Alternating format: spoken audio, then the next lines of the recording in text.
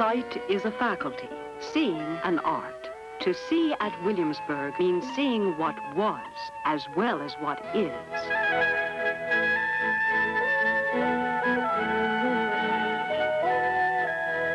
Journal of an Officer, 1764-65. After you cross the James River, the land mends and is good all the way to Williamsburg, which is the seat of government and much resembles a good country town in England. Here is a very handsome state house, commodious for the courts and both the houses of council and assembly.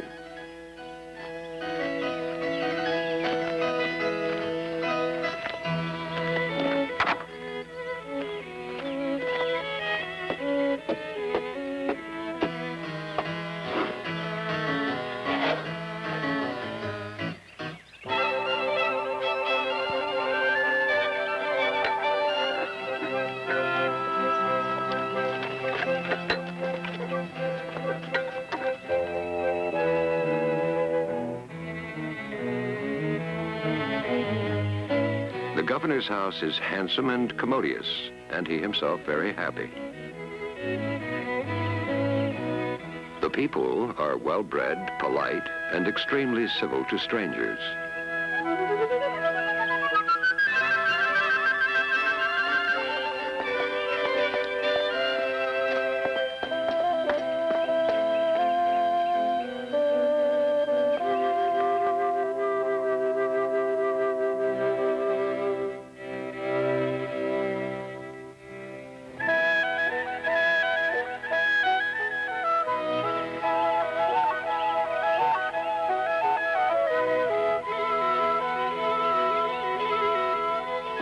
Drudgeries of cookery, washing, dairies, and so on are performed in offices detached from the dwelling houses, which by this means are kept more cool and sweet.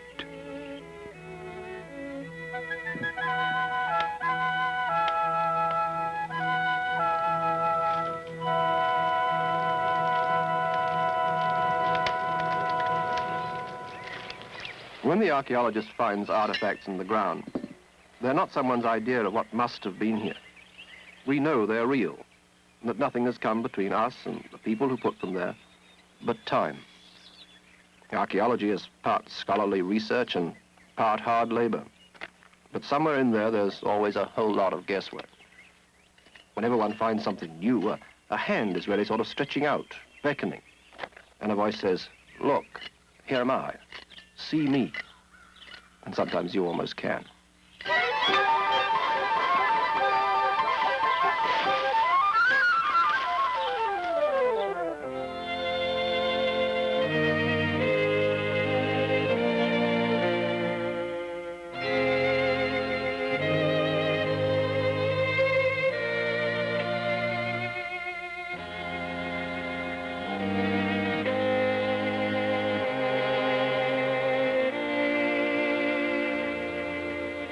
You don't need years of training to see that something is beautiful. Just use your eyes. A curator's training goes into knowing if an object is genuine, how it was made, and how it compares to similar things made in the 18th century. Is it bigger, or smaller, or wider, or coarser, or finer, perhaps, or rarer?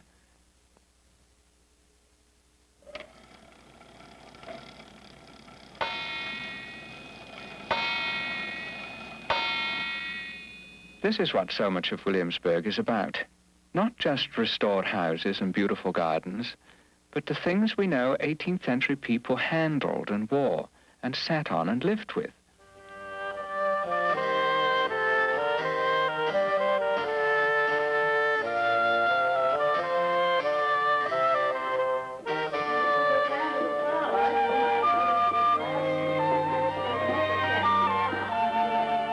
At first, it's the most difficult thing in the world to get into 18th century clothes.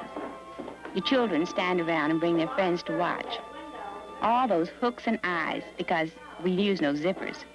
But then after a while, you can put them on easier than you can a pair of slacks.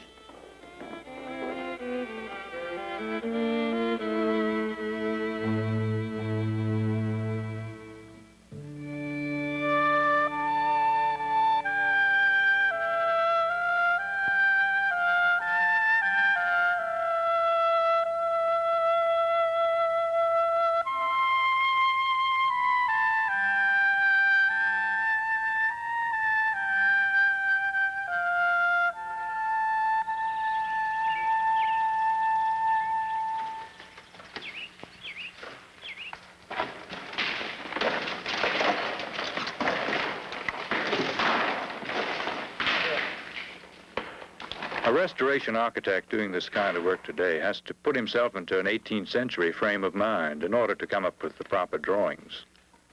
He has to know the details of 18th century architecture, the tools and materials, what they would and would not do. Otherwise, he will be misled by his modern architectural training.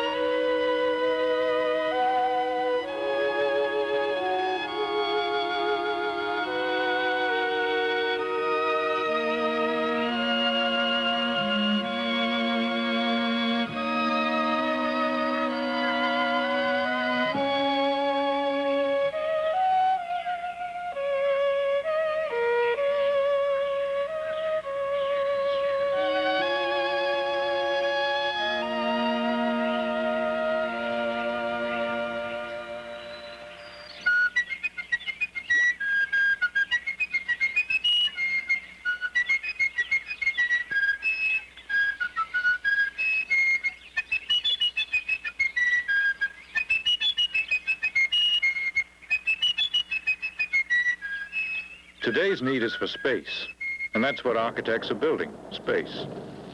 The 18th century man was concerned with shelter. Not huge amounts of space, but just enough space for himself and his products. And the space had to be watertight.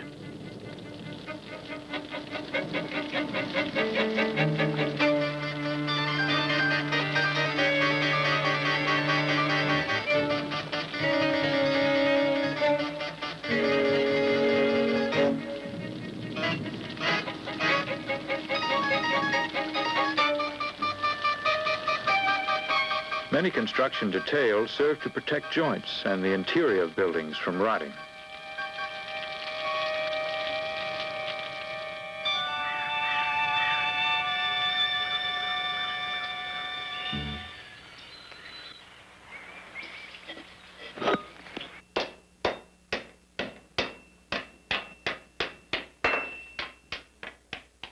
I get a great satisfaction out of working iron, because if you make a mistake in iron, you can always correct it. You once saw a piece of wood off too short, maybe it's no more good. But if I mess up a piece of iron, I can always correct it. I can add more to it. I can take off any time. I can change the shape of it. I get a lot of satisfaction, too, for making things folks need. Makes them happy, and that makes me happy. Don't watch the man from this part or that, but watch the whole length of him. Every part of his body is pushed into this moment, the whole concentration. Workmanship is something a man can be taught. Craftsmanship is something he seeks. Bringing the same concentration to the 1000th barrel as to the first, making a thing continuously and making it well every time. If you attempt anything and achieve it, you are constantly recognizing yourself in it, even if most people would consider it a pretty mundane sort of thing.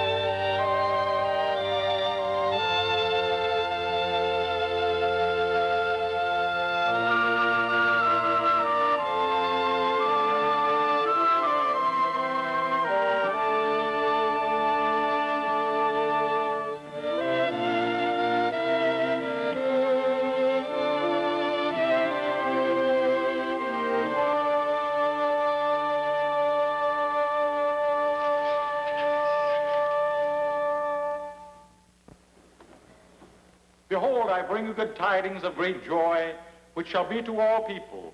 For unto you is born this day a Savior, which is Christ the Lord. In him was life, and the life was the light of men. And the light shineth in the darkness, and the darkness overcame it not. Thanks be to God. Virginia Almanacs, 1771 and 72. This month, much meat will be roasted in rich men's kitchens, the cooks sweating in making of minced pies and other Christmas cheer, and whole rivers of punch, toddy, wine, beer, and cider consumed with drinking.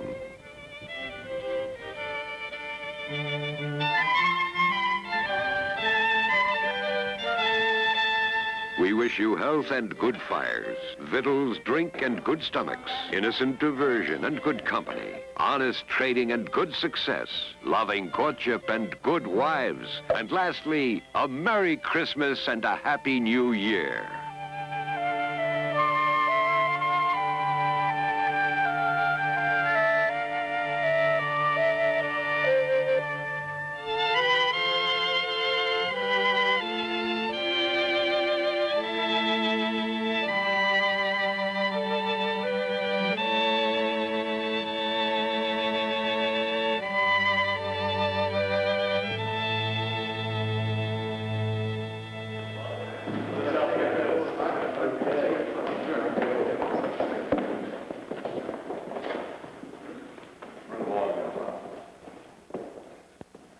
I feel that if I met Peyton Randolph or Thomas Jefferson, I could talk to him as well as to a person of our own day, maybe better. As a historian, I know more about him, and I know how it turned out.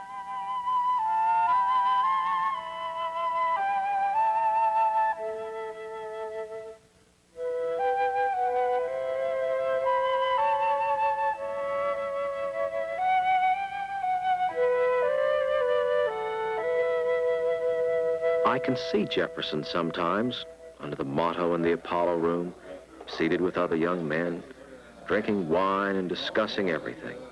Everything under the sun.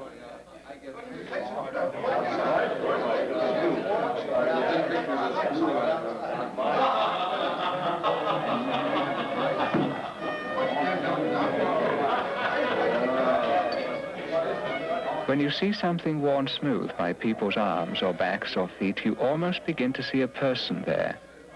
And that's when history really comes alive. It becomes a series of human beings moving in time, rather than a sequence of abstract acts of parliament or wars or peace treaties.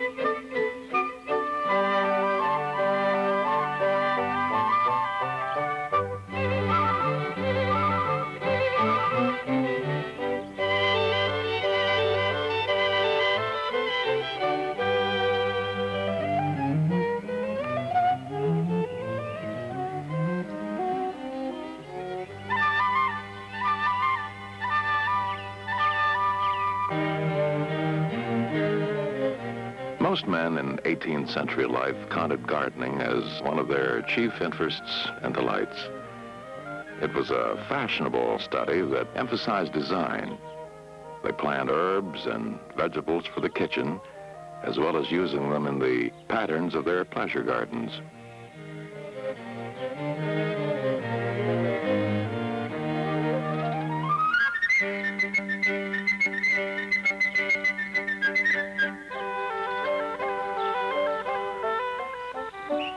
Act of October 1705.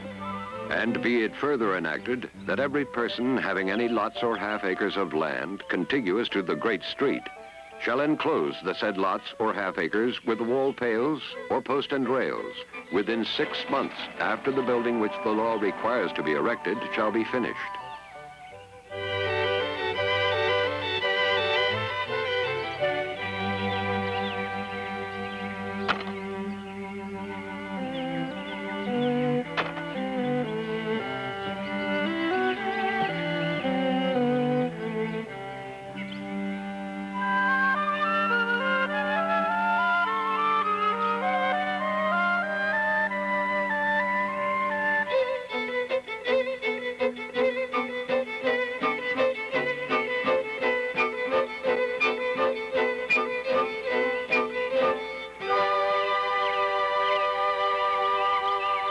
The beauty of nature was brought into the home not only in flower arrangements, but by the use of botanical motifs on china, textiles, embroideries.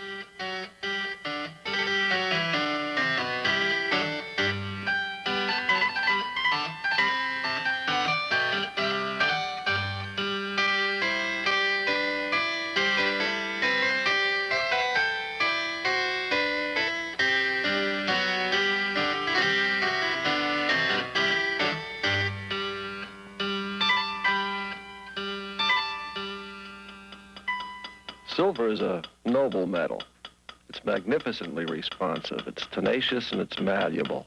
The combination of a craftsman who cares and such a material is an aesthetic, emotional, and a satisfying experience.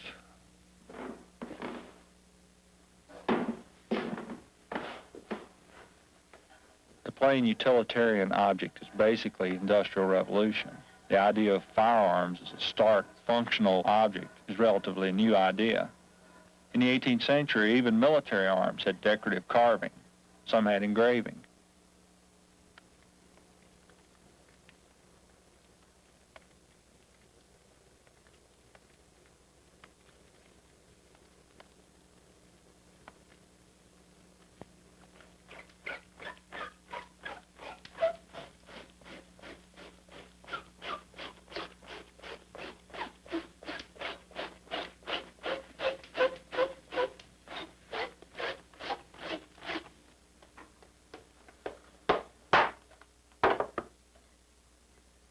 William Nelson.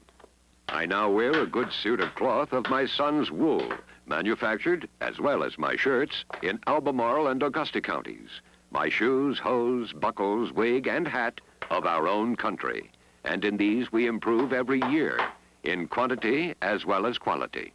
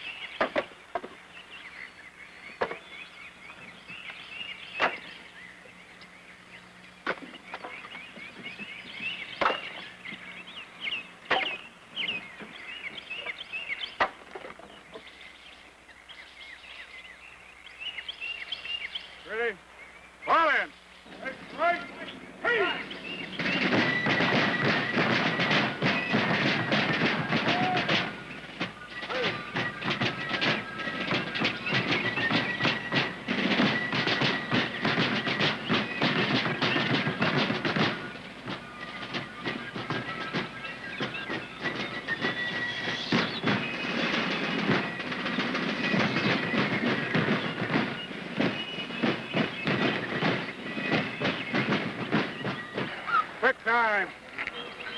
Move.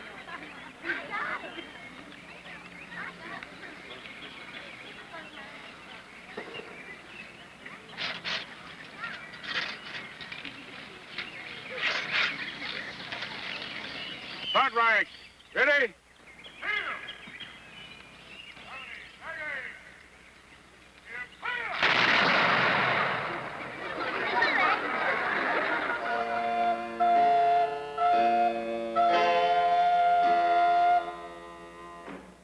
Good.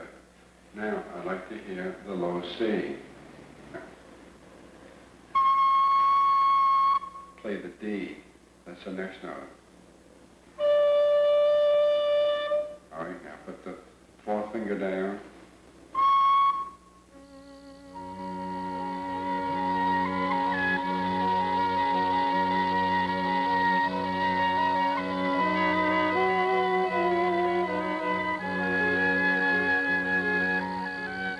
William Byrd. I must own to your lordship that we have about 3 months that impatient people call warm.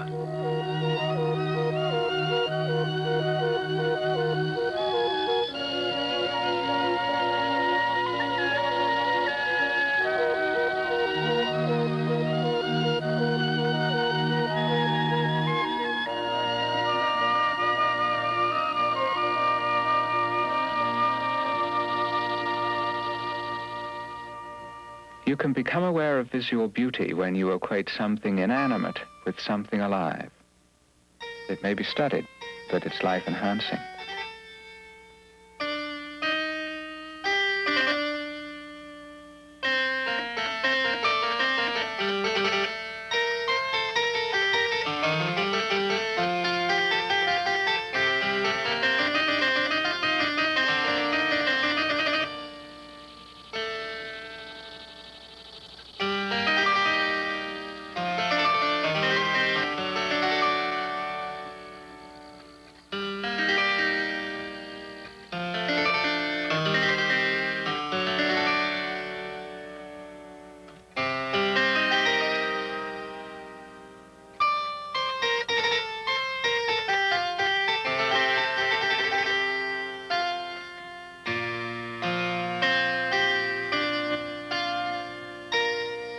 The object in line bowling is to roll this bowl as closely as possible to the small white ball known as a jack.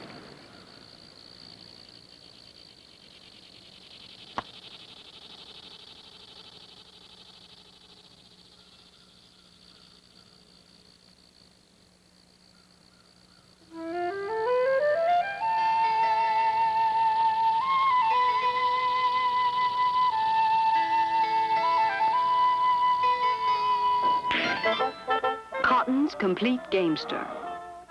The genteel game at billiards is a cleanly pastime, so that there are laws made against lolling slovenly players, that by their forfeitures they may be reduced to regularity.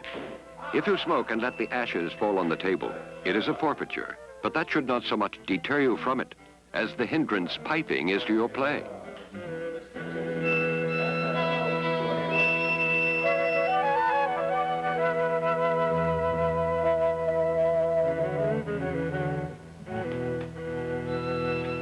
Climate is the main reason we have so many dormer windows, to get rid of the heat in summertime. A tavern generally has more dormers because it has more rooms and people. You see, you have to understand a building.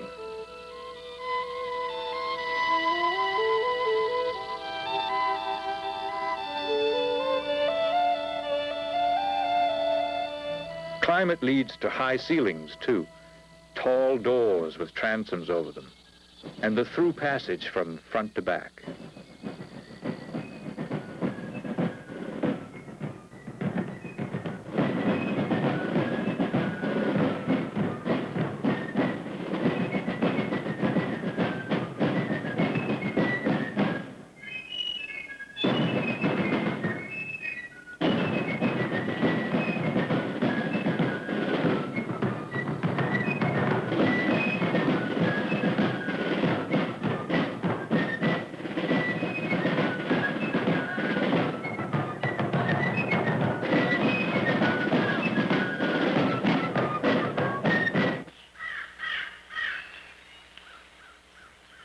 What is there in Williamsburg that hasn't changed? What sensations can we share with the people who lived here in the 18th century? The sound of a bird in a treetop, the smell of a wood fire, the heat of a summer day. These are some of the things that you can say are exactly as they were.